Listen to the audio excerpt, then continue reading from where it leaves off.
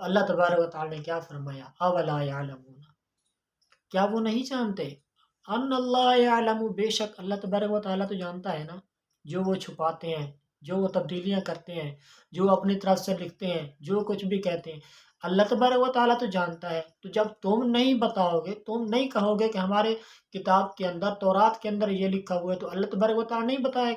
کیا اس کو معلوم نہیں ہے؟ تو اللہ تبارک و تعالیٰ بھی بتا دے گا۔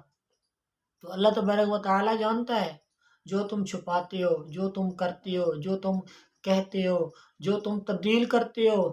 کہ حلیہ اس طرح کا تھا، ان کا قد اس طرح کا تھا، یہ ساری باتیں اللہ تبارک و تعالیٰ جانتا ہے۔ یہ دوسرا گروہ ہو گیا۔ اب تیسرا گروہ وہ کیا تھا، وَمِنْهُمْ أُمِّيُّونَ لَا يَعْلَمُونَ الْكِتَابَ، تیسرا گروہ وہ تھا جو کتاب تو نہیں جانتا تھا، مثلا کتاب پڑھے ہوئے نہیں تھے، تورات کو